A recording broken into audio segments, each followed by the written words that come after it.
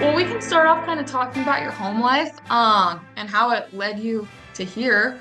So I did a little research on you, and I know that you played football for a Yeah. while. Like that was like your big thing, wasn't it? Yeah. So then what was it? It was like three concussions It or was something? three concussions in 2 seasons. Jesus. So then you had to quit that. What led you to picking up a guitar? So when I was younger, I always thought that playing a guitar would just be like cool.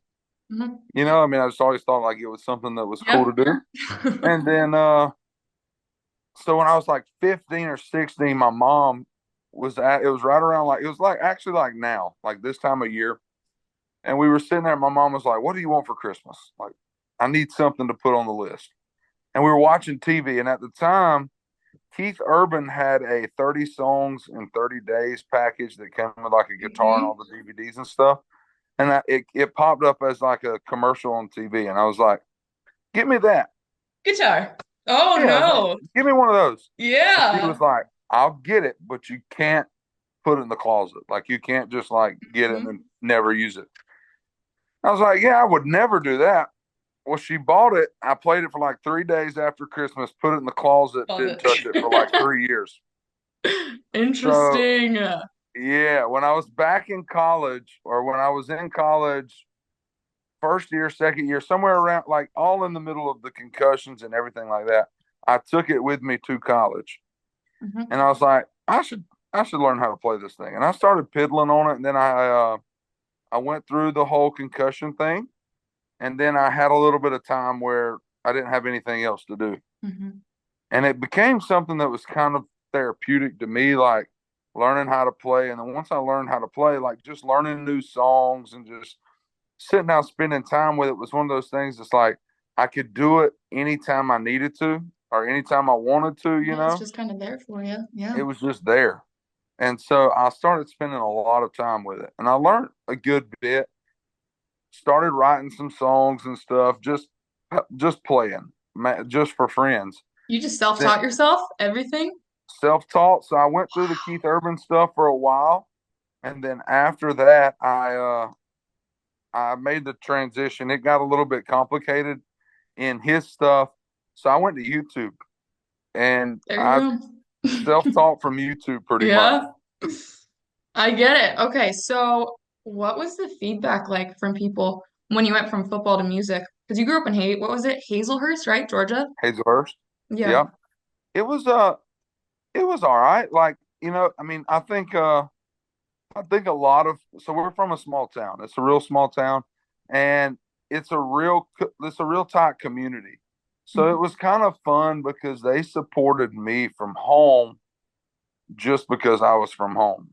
Yeah. Like just Community. just just the simple hometown kid thing. Mhm. Uh, but there was definitely some feedback here and there about, leaving football and stuff like Mhm. that. It wasn't everybody's favorite pick because it's one of those things. It's like, you work pretty hard for this. Are you sure you're ready to give it up and all the Yeah. different things, but we made it work. And then when the music stuff started kind of working out, playing small gigs close to home, started seeing a lot of support, I from bet. people Yeah. showing Well, you up. were good at it. So Yeah, like and that makes I think sense. most of it at the time was just like, wait a second, he's actually gonna sing. Like, he's not screwing with it. Yeah. Like, we got to hear this. So I would get a pretty good turnout on people just showing up out of curiosity. Were there any other musicians, or were you kind of the odd one out and you were just exploring it all? There are musicians around. Most of them are older, so that was the cool thing about at the time was I was kind of the only one that was Hmm. young, so to speak, coming along playing music. So it was fun. I mean, it's smart to start out early. You kind of get it all under your belt. So like with all of the football crap that happened, were any of those personal experiences, or like even not talking football, just in life in general, do any of your personal experiences influence the themes in your songs?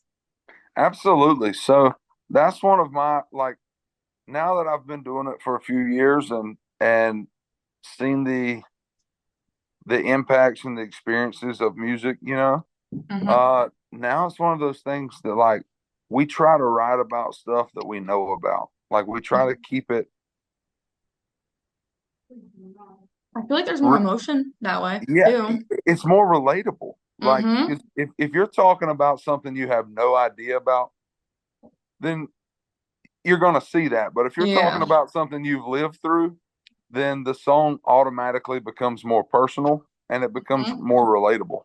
Well, and it shows that you're human because it's not all happy stuff for sure. That's it. Like, like I get it. Okay, I kind of want to talk a little bit about American Idol because this is kind of the big thing where people are like, "Oh, this is legit." It's Um, definitely become a topic. yeah, I bet. So, what led you to auditioning, like in the first place? Um, so I had a few friends who were always like, after they had heard me sing local and stuff, they were like, "You should give that a shot. Like you should go on one of those singing shows." I was like, "Ah, Mhm. nah, I don't think There's so." potential. Yeah, and then they got to the point they were like, "Look, if it costs anything, we'll pay for it. Like you just go do it. Like even if it costs money, we'll pay the money."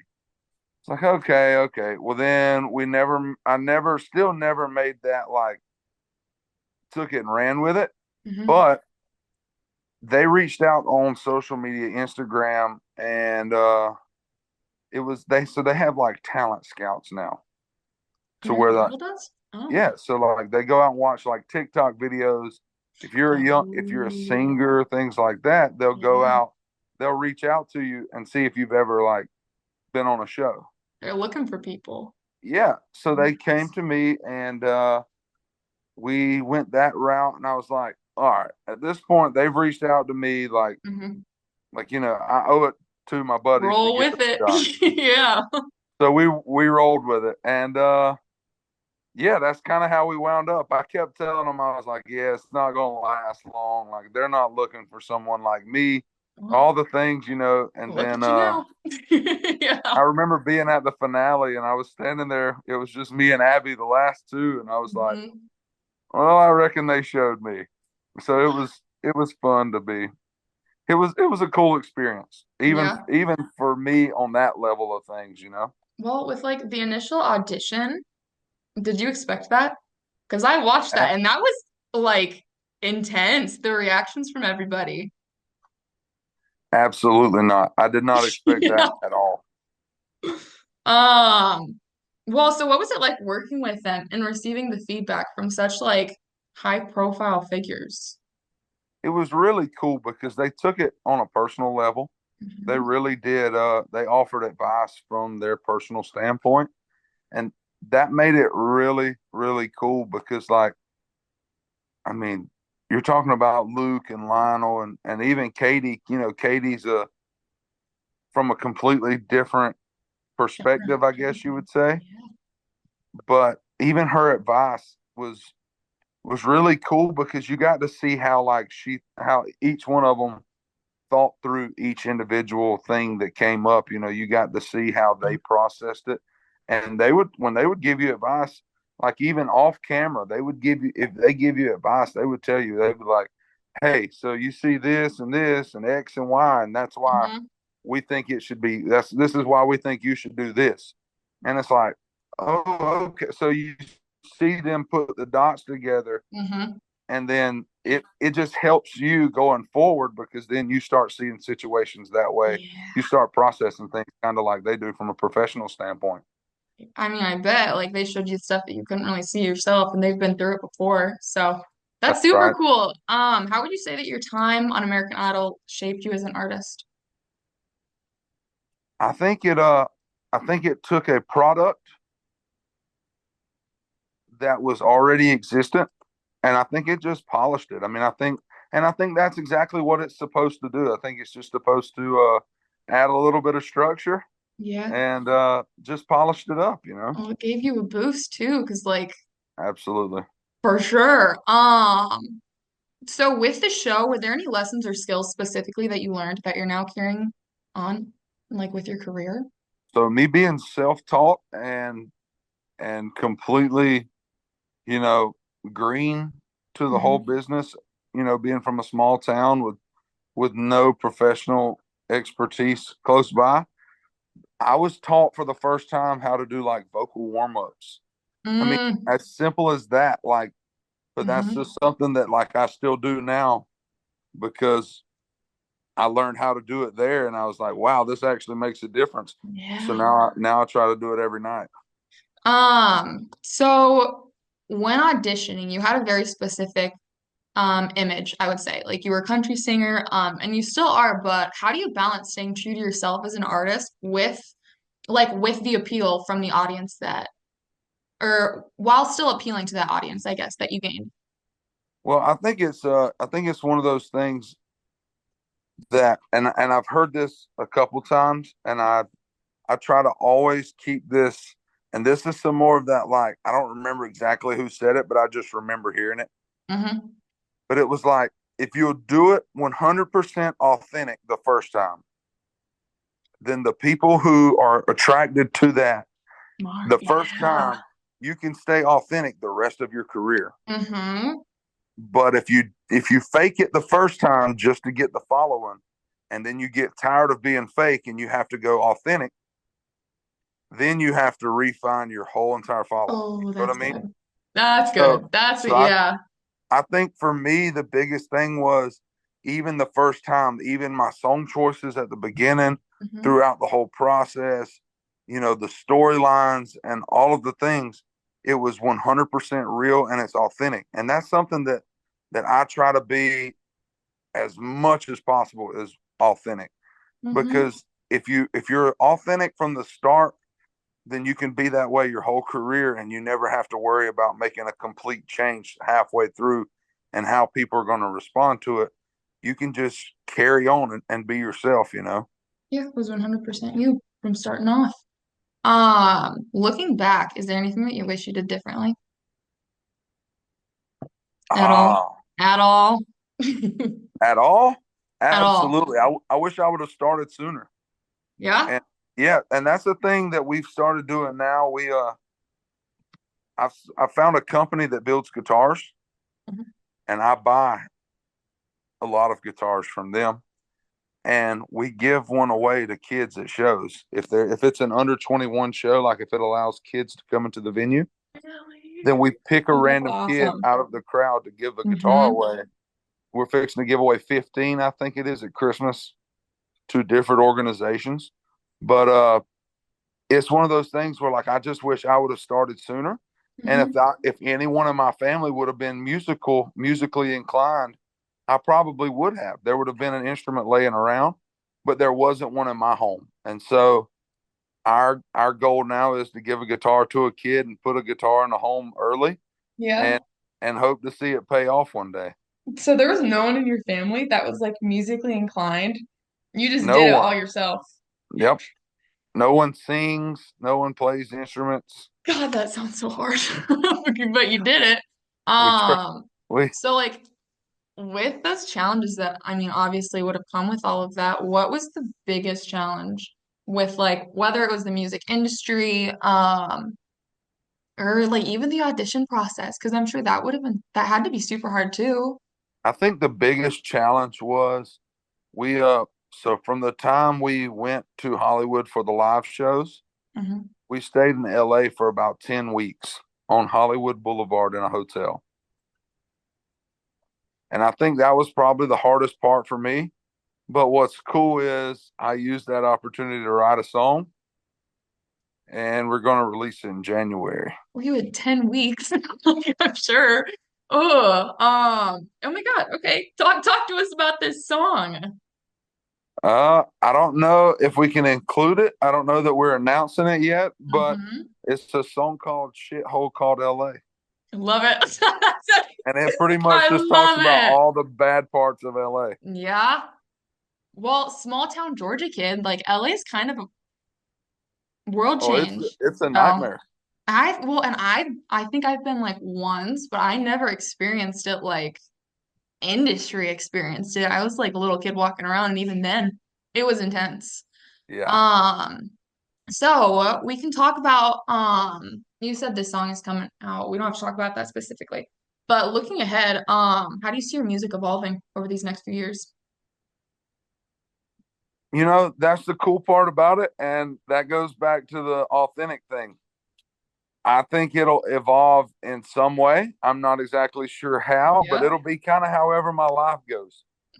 I mean, that's a really good way to look at it. You're just kind of going with the flow. So, Just, yeah, I mean, just try to keep from my life to my music, just kind of let it be transparent one another. Are there ever times when you are trying to like write a song or like you don't force it, do you? Do you just kind of like when it comes to you, it comes to you? The only time I feel it get forced is when I'm in Nashville. From time to Hmm. time, you get in those rooms where things get forced. But for the most part, and even sometimes in Nashville, it's awesome. For the most part, it's pretty. It comes to me, and then we make it work. Yeah. Um, oh, that is so cool. Okay, so we can talk a little bit about the show in Omaha specifically, because this is an Omaha station. So you've got it coming up December 14th. How do you prepare for live shows? Like, do you have to prepare for it, or do you just kind of, all right, it's time, let's go? We uh we have to prepare. We get the band as tight as possible. We Mm-hmm. figure out the kind of the options of different songs that we may play, and Mm-hmm. we build the set list a little bit different every night. And and then we just get. I mean, we try to get the area that the show's getting excited. And I mean, I think that's kind of some of the biggest preparation is just trying to get people in the venue, sell tickets. Mm-hmm. I mean, that makes sense. So I'll say this. So this is just like a fun little question. Are there any behind the scenes stories from the show that you've never really shared, but you think fans might want to hear? From the show. Mm-hmm. Because we don't really see like many behind the scenes stuff. It's just kind of like, here's the performance. And that's it. Is there anything? Yep. Ah, Yeah, now you gotta there think. has to be Now you something, gotta right? think. And I'm putting you on the spot. So, Uh, okay, here's your good one. So, okay. we got mentored by Gene Simmons from Kiss. How All was right. that? Everybody, Interesting. everybody that was left on the show when they spoke to Gene Simmons, we all had like a time allotment. Okay. And me and Gene started on camera and we started our conversation. We went like 30 minutes on camera, 45 minutes, and that's where Hmm. everyone else's is like got cut off. Me and Gene had such a good conversation rolling that we walked outside, stood on the sidewalk, and we wound up talking like an hour and 45 minutes. And what was cool was we were just like, we truly were like kind of connecting. Like we were talking about Yeah. stuff that like we just were having like a friendly, like it was like we had been friends forever having a conversation. And the crew needed to wrap up, but they wouldn't come interrupt our conversation. So we stood there and talked for like an hour and 45 minutes, hour and a They half. they filmed you the whole time? Like No, the whole, or you were they just talking quit. for funsies just afterwards, just the two of you just kept Yeah, going. they quit. Yeah, they quit filming after like 30, 45 minutes and we just Weird. kept going. Well, and It like was fun though. I'm I was like, me and sure, Gene well, Simmons I'm sure could be he's got like friends. stories to tell. Yeah. Well, and you guys, like in my brain, you seem like two completely different people. So that is so fun to That just was like, that out of all the people I thought, oh, I connect with this. I yeah, never thought that would be, Gene but Simmons. we chopped it up. Weird. Yep. It was one of the coolest experiences. It was one of the coolest experiences of my life. And we actually got to take a picture with our tongues out. You know how he has Like the the long tongue? kiss. Yeah. We took a picture with the kiss tongues and I Yeah. actually have it on my debit card now, still to this day. No, They like you asked me put to that put a as the picture card on. picture. Yeah, let me see. It's on the front and all the numbers are on the back, so we should be good. Let's see. Yeah, you'll enjoy this. Oh my God. That is so good. So you just like Because it walk was up, like, it's one of the coolest experiences of my life, I you know? bet. Well, and you probably didn't expect it. It was just like, okay, well, this is what life's like now. We're just gonna Yeah, take everything as it comes. absolutely didn't expect any of that. Yeah, that's super cool. Well, we can start wrapping this up. The last thing that I really want to ask you is just because we're Mav Radio is a college station. I want to ask if you have any advice to college students or like young musicians trying to kind of break into the industry and get started. So my only advice would be, I graduated from college in May, Mhm. and I could have went and found a job, but at that point I had figured out I had a dream. And I finished school for my parents. I would have probably quit college and started this sooner without my parents pushing me to have a degree. But I mean, you owe it to yourself to chase your dream if you have it. There's, I wouldn't even say that I've technically like made it. I mean, I'm not in the realm of a Jelly Roll or a Luke Combs or a Cody Johnson artist right now, but seeing the little bit of success that I've seen has made taking a chance and chasing my dream so worth it. And you Hmm. have that dream. It don't matter if you've graduated and your degree sitting there waiting on you. It'll be waiting on you after you chase. Yeah, that's good advice. Yeah, that was so good. I don't even think I have anything else. I mean, we kind of covered pretty much everything that I've got. Well, that's all. Um, is there anything else that you want to add? Not right off. Yep. Oh, do you want to do a liner for us for the radio A station? liner? Yeah, Those let's are do it. things where it's like, I'm Will Moseley and you're listening to MadRadio.fm. Do you want to do one? Would you? Yeah, let's do it. How do we record it? I'm here. I'll turn you. This is Jodine. She runs Hey, the how are you? station. Hey, and even if you guys want to wait till we're there in a few weeks, we can do it in person. Oh yeah, Or I'll if be at the show, so I feel like the audio at least would be a lot better. Okay. Wait, so how's the show gonna go? Are you just gonna like hang out afterwards? Or how does that Yeah, even work? so it's a co-headline with Colin. Hmm. So what night are we there? We're there You're on the 14th, Saturday, the 14th. Saturday. Hmm. More than likely, we will headline that night. So I think we headline Thursday and Saturday. No, we may be the first to go that night. Anyway, we'll play, and then if he still has to play after us, Hmm.